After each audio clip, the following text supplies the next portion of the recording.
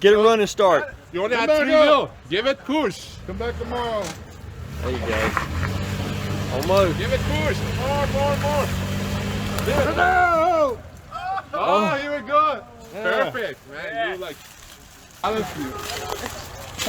Right back to the drive. How We're many not in the backseat back drivers seat. did you have, Tim? Here we go. And I got pictures of video of my friend in Texas, Utah. He's got a short little Mexican guy. Hey everyone, welcome back to the channel. My name is Tim and this is Tim the Trail Man. Today we are over in Cherry Log, Georgia and about to hop out and air down, and I'll tell you why I do that and then we'll hit the trail. So the reason why I air down on even some of these simpler trails is mostly for comfort ride while driving the 4Runner. Tires will take most of the impact and soften the ride in the seat. And then for this trail, there's multiple creek crossings that could have sharp rocks, and lowering the tire pressures will help alleviate or lower the chance of getting a puncture.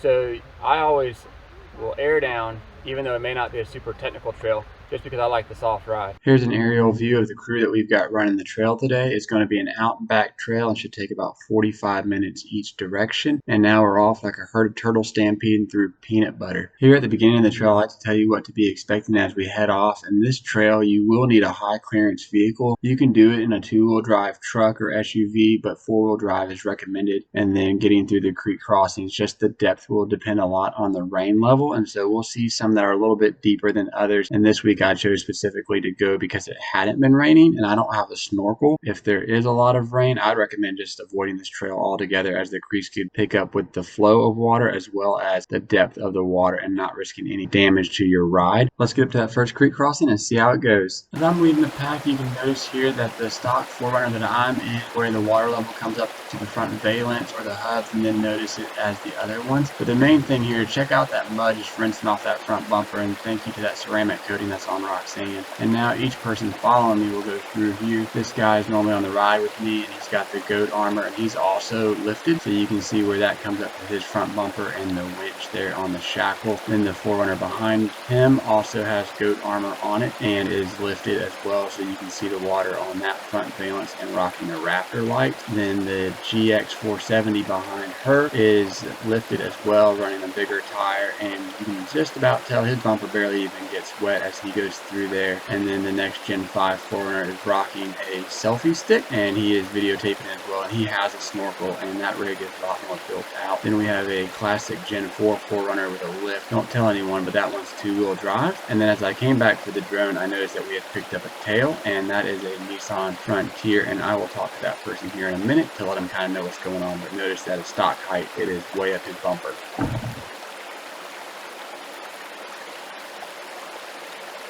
So I quickly landed the drone, noticing that we had a new tail, and then walked up next to him to talk to him, and I forgot to turn the camera off on the drone, as you can see, and I wanted to let him know that we're going to be videotaping probably every creek crossing, and that I was happy to pull over and let him go around and not hold him up for his day of trail riding. But he hadn't been out there before and asked how it would be, and I said, you'll be just fine in the truck. You're welcome to follow us and then get some video as well. Enjoy the ride, but there is a special surprise at the end that I told him, and that he can just follow us, being that it's one lane most of the way. After each creek crossing, you can see that the road is mostly paved or hard-packed gravel, and that it's not that tough to traverse. You could do it in a car. You know, there's a couple rocks or a couple pits or a couple little water puddles or something like that. That's not really making it off-road. And this trail is just the creek crossings, and you can count throughout the video how many there are. I won't tell you, and I don't exactly know how many there are myself, but here you can see those water puddles that I'm talking about that a regular car could go through, or even the small creek crossing. Wouldn't be that terrible, or I wouldn't be scared to go through in a regular vehicle, but it's just the larger ones that you really want to have a large SUV or something with some ground clearance to get through the rock of the river, and then also not get water into your engine, which would probably be pretty detrimental and hard to get fixed. So now we're at the next creek crossing. Let's see how this one goes.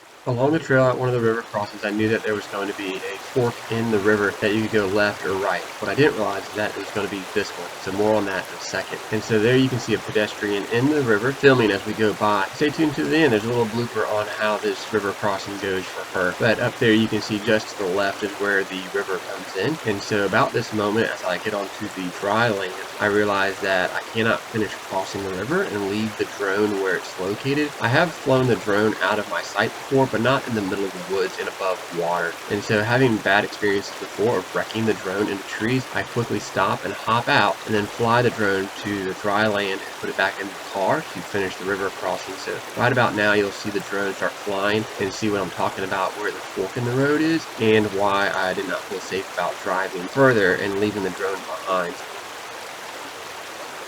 So right there above that car you see the fork in the road, and then you can see the obstacles here as I have to fly up a little bit over this tree branch. I didn't feel comfortable going underneath of it just because the car was there and the water was going to be closer. And you can see all the branches hanging out just waiting to grab a propeller of the drone and crashing Dorothy. Dorothy's her name. And so I did strand a couple people in the river and felt bad about that and didn't want to leave them in the water longer than needed just in case their axle wanted to absorb some water. And so threw it in the car and finished the crossing here. You can go to the left. It wouldn't have been no big deal, but because of my drone panic moment, I felt like I needed to stop and then finish crossing the river. So this one's fun.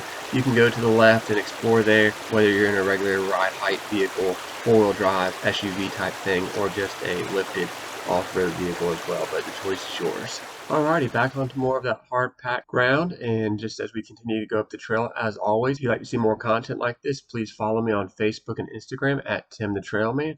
And so we're going to just fast forward up to the next creek crossing and get to the end of the trail so we can turn around and head back. But as you can see, there's just more of the same gravel and easy traversing stuff, a few potholes here or there, but nothing really that exciting to keep you from doing other things that may be more important in life. But here we go, fast forwarding to the next creek crossing. Once we get up to the next creek, we take a brief moment to survey the creek, and we notice that the current's moving a little bit heavier here. It's a little bit hard to tell how deep it is, but I'm like, surely it won't be that bad. But I forgot that Shirley's not driving with us today. So we hop in the vehicles and take a chance and see what happens. But we do notice that the current's moving a little bit swift here, but nothing that's really going to scare us away. So here we go. Okay, first up is Roxanne, so I take my chances and pick my line and get into the water. I'm just going to take it slow and steady. Now, as you watch other videos, you can see that people have different methods of crossing the creeks. I'm more of a steady Eddie person, just nice and pushing the wake in front of the car. I'm not heavy on the throttle, I'm not too slow.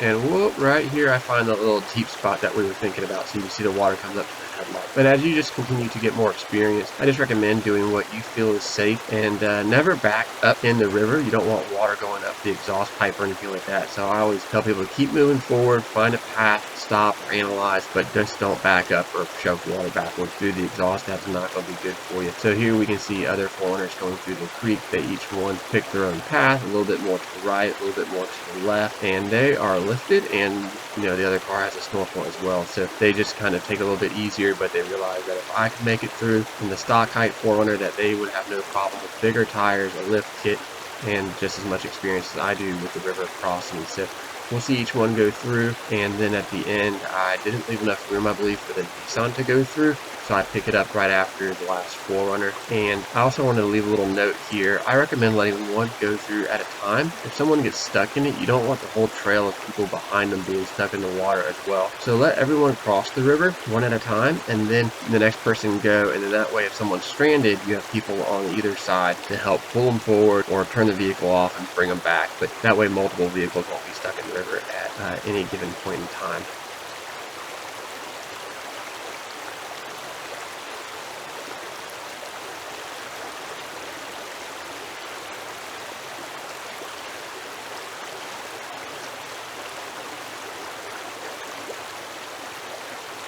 I did want to share a little bit here as the trail opened up into a little prairie or open land, and just to show that it's not always going through the woods or canopy. And then further along the trail, you're following the river as well. And so just a little bit of change of scenery there. And then if you're making it this far in the video, I definitely thank you for watching. And I wanted to ask you to hit that subscribe button and the notification bell. Just keep watching, and I appreciate all the support from everybody on the channel. Okay, this is the final creek crossing here, pulling up. So I'm going to deploy the drone and get a couple different angles for us. And right across the creek is the surprise to the dead end dead-end trail. And so here we just see a few of us go through, and it's not that deep. There's a random wooden log there in the creek, but this one is probably the mildest one of all the creek crossings that we've done so far. And so now we know what is in store for the ride home. And so I'm going to pull in and park into the open area, and I'll show you that in a second. And then as everyone else is going across and I come back for the drone, I noticed that there must have been a breakup in the line, and so I get first view 400 going across here the creek, and you can see where they come in with their lift and their goat armor and just how well that's holding up and protecting them. And then I get a moment or two to move the drone and then capture everyone else to move from a little bit different angle as they cross the river. And so you can see the GX 470 going, and then the 2-wheel drive 4Runner, and then the one that is modded out with the lift kit and the snorkel and everything else like that crossing. And I also can see that the Nissan has kept up with us the entire time as we pull into the end of the trail. So it's been a really great trail, and I just got a little bit more to tell you about it, and just to show you that surprise at the end and what it's all about. So stay tuned.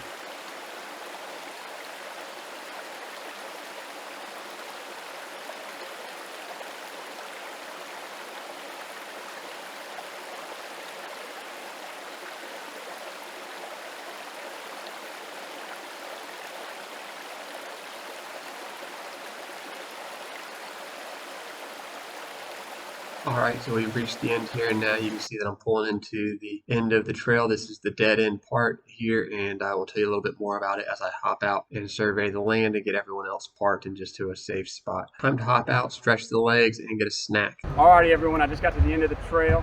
At the end of the trail is this cool cemetery. You can see here I'm flying the drone over, and to my surprise, as we were unloading and getting set up or just like parked effectively and then viewing the cemetery, huge group of Jeeps, about 14 of them pulled in here. So you can see that the area is not that big, but you can fit some people. So it's important to note that to the left of the trail, or to my left at the end of the trail, is private property. Please don't continue down the road there. The cemetery is the end of this trail, and so we're going to head out and get back. Okay, as I get backed up and turned around here at the cemetery in the maze of Jeeps, I'm going to leave you with some unedited footage of some bloopers and just some me running around on the trail flying the drone. So I hope you enjoy, and thank you for watching.